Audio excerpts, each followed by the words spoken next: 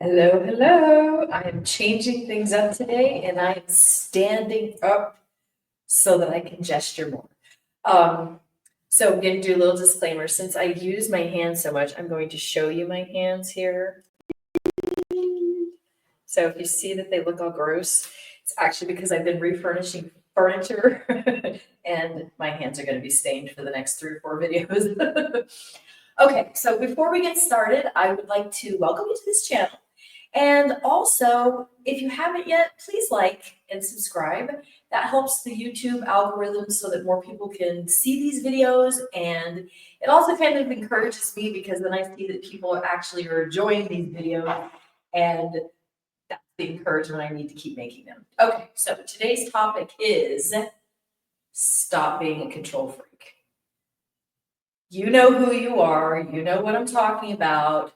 Those of you out there who need to know exactly what's happening and you're controlling the details, yeah, you gotta stop because that's not how manifesting works. I've been doing these videos on the blocks for manifesting, and honestly, you can't manifest if you're a control freak. If you're trying to control the outcomes, you're not asking the universe for help. You're trying to do it all yourself. You're being a one-man show. This whole concept of creating a new reality for yourself, creating a new life for yourself, if it was up to you and it was up to your ability to control everything, you'd already have it. But you don't. Because this new life that you're going for, you don't know how to get there. So how can you control it? You've never been there before. This is going to require newness in every way, shape, or form. And that literally means that the things that you've been controlling in the past are going to keep you in the past. Your current habits, the way that you're doing things, is going to recreate what you already have. So this concept of relinquishing control and letting control go, it also releases energy. It also creates more flow for you. You can think about control. Control is kind of like this. It's constriction. It's tight. Whereas letting go literally lets blood flow. You know, if you grip your hand too tight for too long, it'll end up going kind of numb. And as soon as you let it go, you can actually feel like the blood starts flowing more. You've got more freedom going on. So what we're talking about here is a real energetic release. So I'm going to compare manifesting for a moment to prayer. Now, I'm not particularly a religious person. I consider myself a very spiritual person, but not a religious person. At the same time, anybody who belongs to any sort of religious background is probably familiar with prayer. And prayer is actually a form of manifesting. When a prayer is answered, for example, when a prayer is answered, there's 4 steps that are usually followed. And they're the exact same ones that we need when we're manifesting.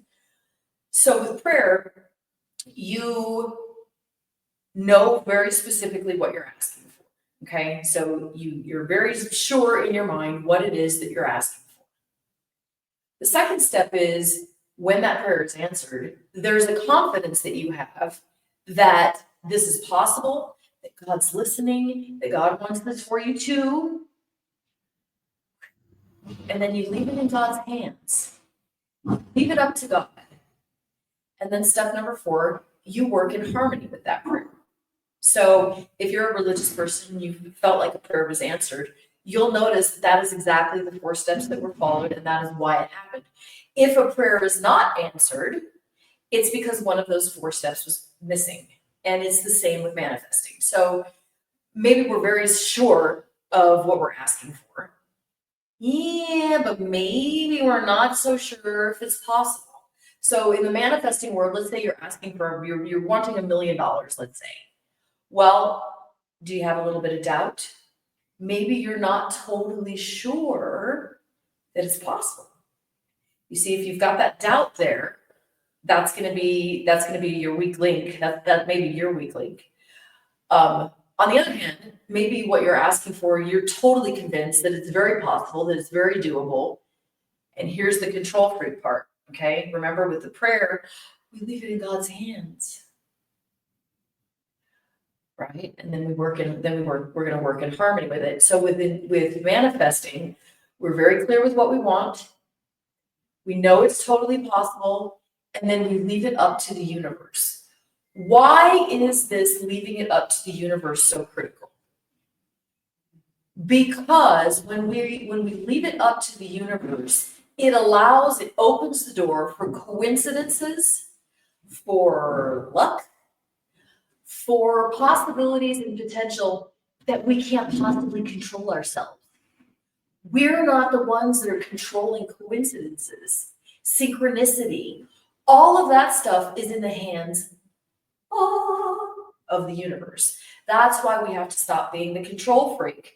Because if you were the control freak that could say, boom, I'm going to create this coincidence, boom, luck, I'm making it happen right now, well, then you wouldn't need to leave it up to the universe. But the truth is, the universe, God, whoever source, whoever you choose to call it, that is what is responsible for the coincidences that you need to manifest. Now, if you think back on any other time in your life, maybe when you've manifested something, you did not control that, did you? Here's an example, a simple example of manifesting. Have you ever thought about a friend and then all of a sudden they call you? You see, you didn't control that, did you? You just broadcasted it out there and boom, the universe creates the coincidence.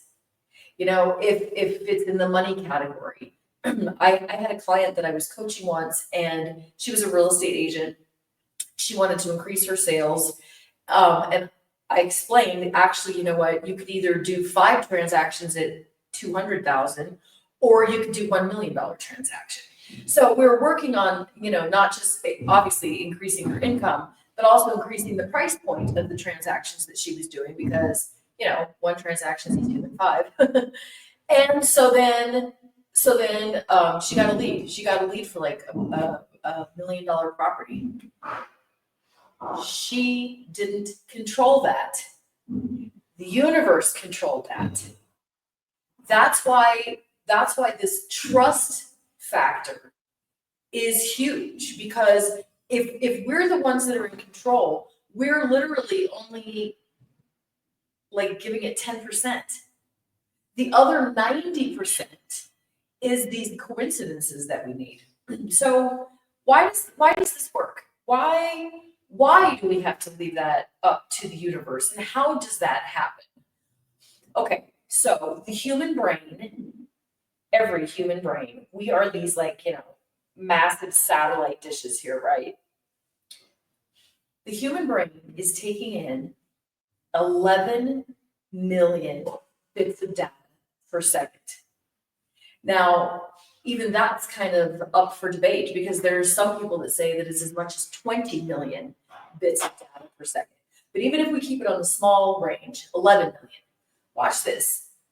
11, 22, 33, 44 million. You just entered 44 million bits of data into your brain. Damn! Okay. The unconscious mind processes approximately 40,000 bits of data per second.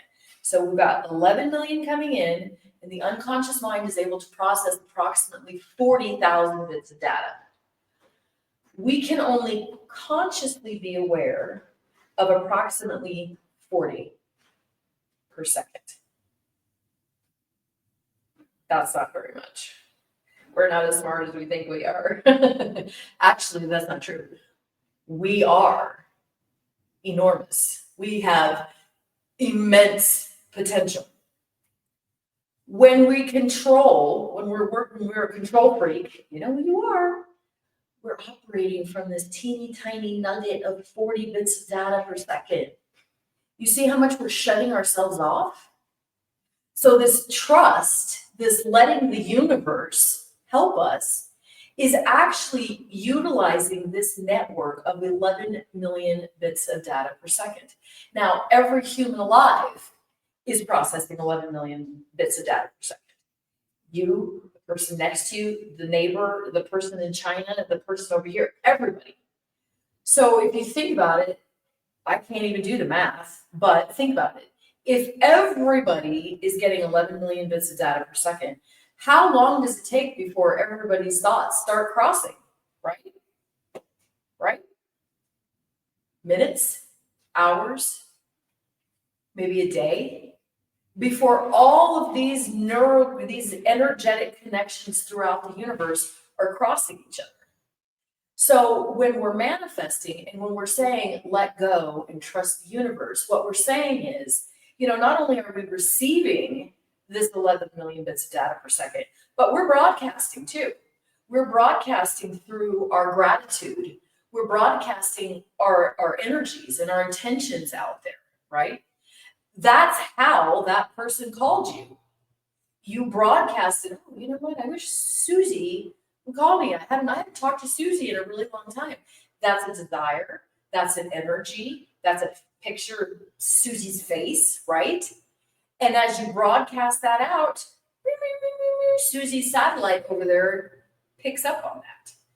So you didn't control that. You broadcasted it. And through this massive network, Susie calls you. Okay? So manifesting requires us to have a trust in the system, a trust in the network, this massive neural network that's across the entire planet. Knowing for sure that if you leave it up to the universe, these synchronicities are going to happen to get you what you've asked for without you having to control it. And remember, the more you try to control it, the more you're constricting the energy, the more you're in this teeny tiny nugget of 40 thoughts per second, right?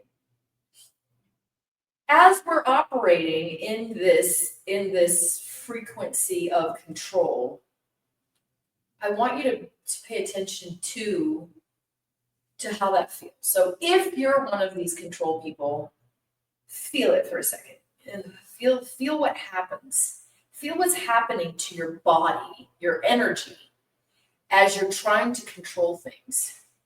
Notice what happens to your energy when you're not in control. Control usually comes from a basis of fear. Fear of things going wrong, fear of whatever. What is your motivation for wanting to be in control? Ooh, that's a deep question. When I said it, I didn't realize it was so deep. But think about that for a second. What are you afraid of? What are you afraid of? If you let go of control, what's the worst that can happen? Ooh, think about that one. And then feel the energy. Notice that it is probably a yucky feeling, right? Control, fear doesn't feel like abundance and gratitude, does it? So in this energetic connection, what's going to happen if you feel that control, which is related to fear of whatever? The what doesn't actually really matter. Whether you're concerned with fear of loss or, fear of death or fear of judgment or fear of whatever, it doesn't really matter. It's because the fear itself is the frequency, right? Notice how constricting that feels. Okay, so, there's a book that's out right now. Let them, I know like 3 people that have gotten that even tattooed on them. Let them, let them, let them. That's kind of in this category of letting go, right? Because we're not talking about just letting people do things. actually what we're talking about is we're going to let the universe do its job. Okay, all right, so that's our segment for control freaks today. I'm probably going to elaborate on this because the next, I think probably the other component that kind of fits in with letting go and letting the universe do its job is trust.